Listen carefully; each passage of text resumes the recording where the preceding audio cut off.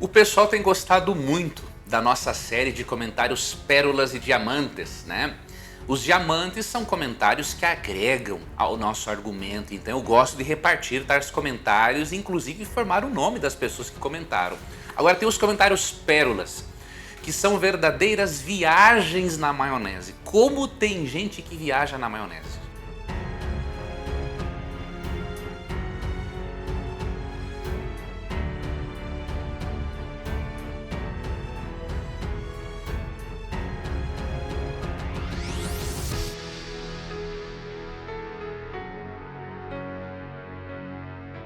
Eu convido a você para se inscrever aqui no canal, ativar o sininho com as notificações. Isso aí parece simples, mas é muito importante para o canal continuar crescendo e alcançando mais pessoas, tá bom? Então ajude-nos nisso e também compartilhe este vídeo com as pessoas para que juntos possamos formar uma rede de estudo da Bíblia. E eu vou ler aqui para você mais alguns desses comentários pérolas. Não vou mencionar os nomes das pessoas porque senão obviamente vai expô-las, né? Mas eu quero repartir com você alguns comentários assim, porque ao mesmo tempo em que a gente ri um pouco, nós percebemos que a coisa também é séria. O quanto as pessoas não sabem de Bíblia e infelizmente muitos acabam sendo arrogantes e não querem aprender.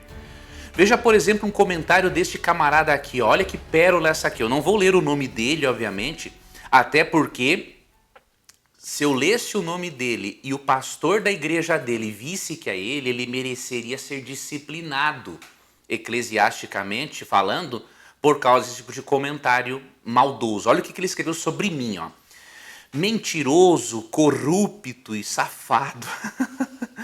Você é uma das bestas do apocalipse, Satanás. olha a raiva do cara comigo. O que eu posso dizer para esse cara?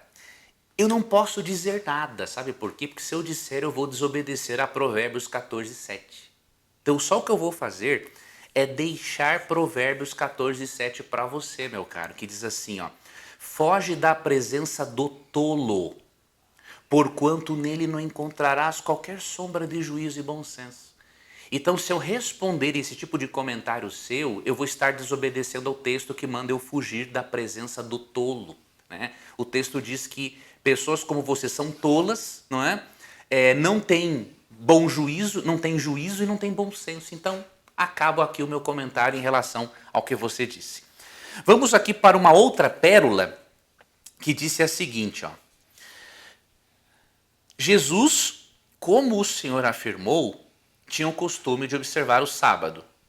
Sim, até porque ele nasceu e viveu sobre a lei e foi o único que a cumpriu. Portanto, se ele veio para cumprir a lei, não haveria outro modo para agir. Quanto aos adventistas, cuja igreja frequentei quando criança, nos ensina e exige que se guarde o sábado. Ora, o mínimo que se espera é que o façam como ensinam e exigem. Não ter uma igreja em cada rua não justifica a não guarda do sábado. Afinal, na época de Jesus havia uma sinagoga em cada rua. Em cada rua? Certamente que não. Veja que viagem aqui desse amigo, né? Ele está fazendo de tudo para negar a observância do sábado, ele se confunde. Ele chega a se confundir nos argumentos, né? Realmente, em Gálatas 4:4 fala que Cristo nasceu sobre a lei. Mas isso é óbvio, né? Ele nasceu como um judeu, então ele estava sobre a lei. Agora, quando a Bíblia diz que ele nos resgatou da lei, você tem que entender que Cristo nos resgatou da condenação desta lei. Cristo morreu exatamente para nos resgatar da condenação da lei. Agora, Cristo não nos resgata da obediência à lei, porque não teria lógica, meu irmão. Você não está entendendo uma coisa. Uma vez eu li um comentário da Bíblia de Estudo Plenitude, tá? A Bíblia de Estudo Plenitude, numa nota de rodapé sobre Romanos 3:31, eles não são observadores do sábado, os teólogos que elaboraram esta Bíblia, mas eles ensinam a perpetuidade da lei. E ao comentar Romanos 3:31, que fala que a lei não é anulada pela fé, Paulo diz ali, esses teólogos disseram mais ou menos o seguinte, que o próprio sacrifício de Cristo na cruz é uma prova de que a lei é imutável. Por quê? Porque ele teve que morrer para a transgressão dessa lei. Então, se esta lei pudesse ser mudada, ele nem teria vindo morrer na cruz. Ele faria o ajuste na lei de Deus para evitar todo esse sofrimento que ele teve. Agora, o fato de Cristo ter de morrer pela transgressão de nossos primeiros pais, Adão e Eva, e pelas nossas transgressões, isto prova que ele morreu por uma lei que é eterna. E que realmente você e eu não podemos cumpri-la. Ele cumpre no nosso lugar, mas o cumprimento dele não substitui a nossa obediência. Porque o que diz ali Gálatas também? Você tem que ler os capítulos 5 e 6. Depois que fala da justificação só pela fé em Cristo, os capítulos 5 e 6 mostram um estilo de vida ético que o cristão salvo pela graça tem que ter. Então você está aqui totalmente confuso. Tá? E outra coisa, não são os adventistas que ensinam a guardar o sábado, isso é um mandamento bíblico. Agora, nós não cremos na salvação pelo sábado, não existe isso. Ninguém é salvo por obedecer a leis. Agora, nós cremos o seguinte, que se um cristão é transformado pela graça, ele tem que evidenciar frutos de arrependimento.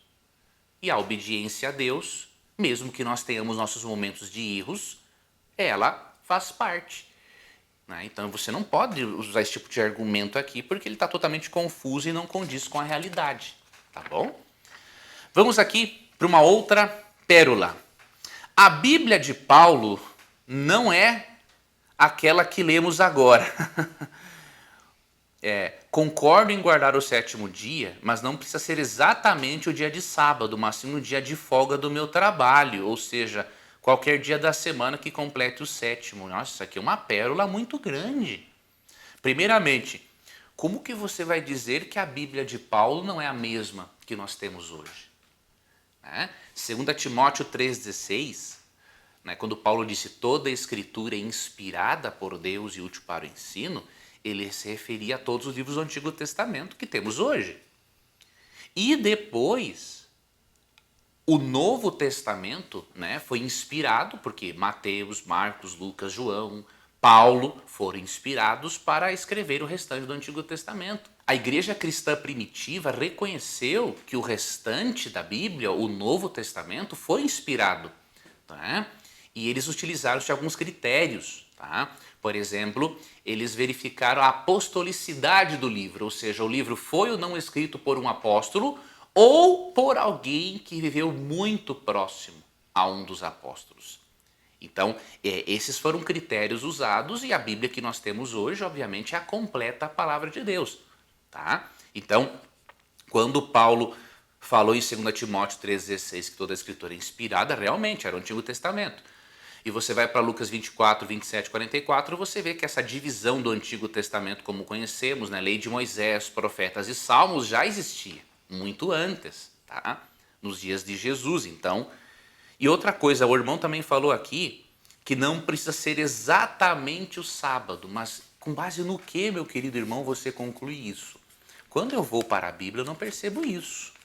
Pelo contrário, nós percebemos na Bíblia, em Gênesis 2, 2 e 3, o seguinte, que Deus ele não abençoou todos os dias da semana.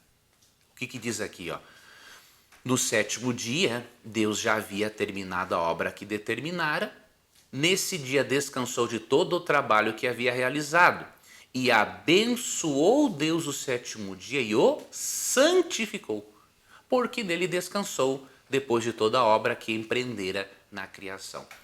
Veja, o seu argumento, meu irmão, não é válido, porque a Bíblia não diz que Deus santificou todos os dias da semana. Se a Bíblia dissesse, então Deus abençoou e santificou a semana, aí o seu argumento estaria correto. Mas não, a Bíblia aqui coloca um tom especial no sábado. Diz, ele abençoou e santificou o sétimo dia. E em Êxodo 28 a 11 está o nome do sétimo dia, sábado. Então, se Deus diz que é sábado, não dá para dizer que é domingo, que é segunda ou que é terça. Se Deus diz que é azul, eu não posso dizer que é verde. Não posso fazer isso. Não seria correto eu fazer isso. Agora, você imagine, meu irmão, se todo mundo vai escolher o seu dia de guarda, a bagunça e a anarquia que viraria a lei divina. Eu vou guardar a segunda. Não, eu quero guardar a terça. Não, eu vou guardar a quarta, eu vou guardar o domingo, eu vou guardar o sábado. Não. Imagine se cada pessoa decide guardar as leis de trânsito do jeito que ela quiser. uma anarquia. Então você tem que aprender a entender que o legislador da lei é Deus e não você. Então se Deus falou que é assim, não tem discussão. Tá bom? Vamos aqui, ó, para uma outra pérola. Tem tantas pérolas aqui, amigos. Vamos para essa outra aqui, ó. Ok, irmão Leandro.